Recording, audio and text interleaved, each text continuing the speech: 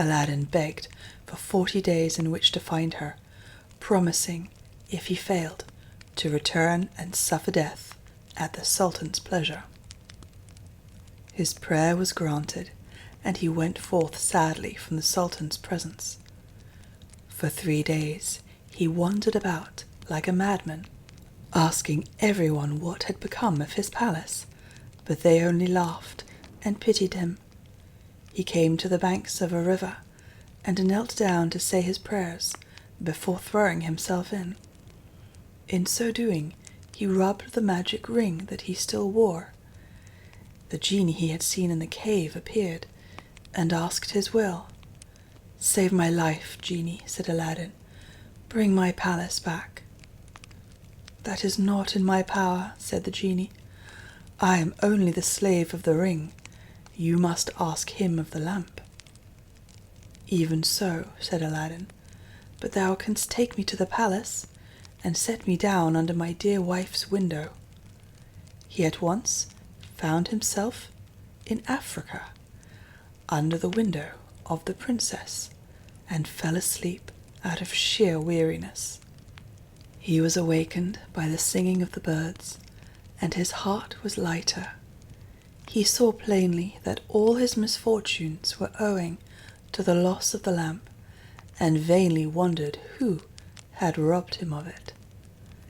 That morning the princess rose earlier than she had done since she had been carried into Africa by the magician, whose company she was forced to endure once a day. She, however, treated him so harshly that he dared not live there at all. As she was dressing, one of her women looked out and saw Aladdin. The princess ran and opened the window, and at the noise she made, Aladdin looked up. She called to him to come to her, and great was the joy of these lovers at seeing each other again. After he had kissed her, Aladdin said, "I beg of you, princess, in God's name, before we speak of anything else, for your own sake and mine, tell me what has become of an old lamp I left on the cornice in the hall of 24 windows when I went a-hunting." "Alas," she said, "I am the innocent cause of our sorrows," and told him of the exchange of the lamp. "Now I know," cried Aladdin, "that we have to thank the African magician for this. Where is the lamp?" "He carries it about with him," said the princess. "I know, for he pulled it out of his breast to show me. He wishes me to break my faith with you and marry him, saying that you were beheaded by my father's command. He is forever speaking ill of you, but I only reply with my tears. If I persist, I doubt not he will use violence." Aladdin comforted her and left her for a while.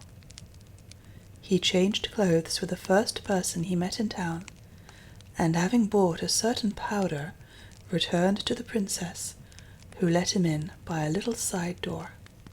"Put on your most beautiful dress," he said to her, and receive the magician with smiles, leading him to believe that you have forgotten me. Invite him to sup with you, and say you wish to taste the wine of his country. He will go for some, and while he is gone, I will tell you what to do." She listened carefully to Aladdin, and when he left, she arrayed herself gaily for the first time since she left home. She put on a girdle and headdress of diamonds, and seeing in a glass that she was more beautiful than ever, received the magician, saying to his great amazement, "I have made up my mind that Aladdin is dead, and that all my tears will not bring him back to me. So I am resolved to mourn no more, and have therefore invited you to sup with me. But I am tired of the wines of my home, and would fain taste those of Africa." The magician flew to his cellar, and the princess put the powder Aladdin had given her in her cup. When he returned, she asked him to drink her health in the wine of Africa, handing him her cup in exchange for this, as a sign she was reconciled to him. Before drinking, the magician made her a speech in praise of her beauty, but the princess cut him short, saying, "Let us drink first, and you shall say what you will afterward." She set her cup to her lips and kept it there, while the magician drained his to the dregs and fell back lifeless. The princess then opened the door to Aladdin and flung her arms round his neck, but Aladdin put her away, bidding her leave him, as he had more to do.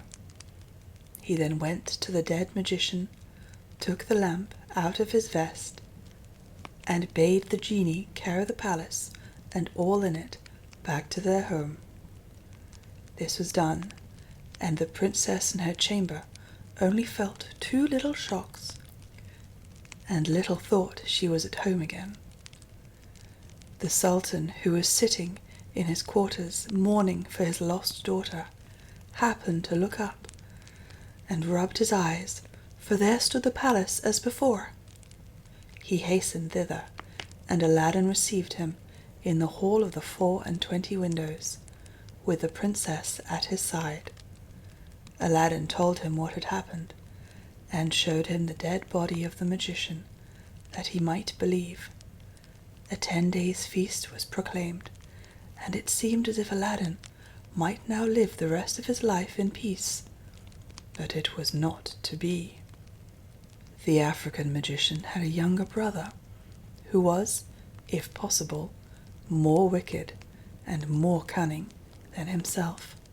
He travelled to Aladdin to avenge his brother's death, and went to visit a pious woman called Fatima, thinking she might be of use to him. He entered her cell and clapped a dagger to her breast, telling her to rise and do his bidding on pain of death. He changed clothes with her, coloured his face like hers, put on her veil, and murdered her, that she might tell no tales. Then he went toward the palace of Aladdin, and all the people, thinking he was the holy woman, gathered round him, kissing his hands and begging his blessing. When he got to the palace, there was such a noise going on round him that the princess bade her slave look out the window and ask her what was the matter. The slave said it was the holy woman, curing people by her touch of their ailments. Whereupon the princess, who had long desired to see Fatima, sent for her. On coming to the princess, the magician offered up a prayer for health and prosperity. When he had done, the princess made him sit by her and begged him to stay with her always. The false Fatima, who wished for nothing better, consented, but kept his veil down for fear of discovery. The princess showed him the hall, and asked him what he thought of it. "It is truly beautiful," said the false Fatima. "In my mind it wants but one thing." "And what is that?" said the princess. "If only a roc's egg," replied he, "were hung up from the middle of this dome, it would be the wonder of the world." After this the princess could think of nothing but the roc's egg, and when Aladdin returned from hunting, he found her in a very ill humour. He begged to know what was amiss, and she told him that all her pleasure in the hall was spoiled for the want of a roc's egg hanging from the dome. "If that is all," replied Aladdin, "you shall soon be happy." He left her and rubbed the lamp, and when the genie appeared, commanded him to bring a roc's egg. The genie gave such a loud and terrible shriek that the hall shook. "Wretch," he cried, "is it not enough that I have done everything for you, but you must command me to bring my master and hang him up in the midst of this dome? You and your wife and your palace deserve to be burnt to ashes, but that this request does not come from you, but from the brother of the African magician whom you destroyed. He is now in your palace, disguised as a holy woman, whom he murdered. He it was who put that wish into your wife's head. Take care of yourself, for he means to kill you." So saying, the genie disappeared. Aladdin went back to the princess, saying his head ached, and requesting that the holy Fatima should be fetched to lay his hands on it. But when the magician came near, Aladdin, seizing his dagger, pierced him to the heart. "What have you done?" cried the princess. "You have killed the holy woman." "Not so," replied Aladdin. "It is but a wicked magician."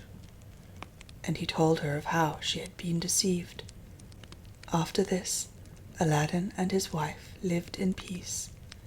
He succeeded the Sultan when he died, and reigned for many years, leaving behind him a long line of kings.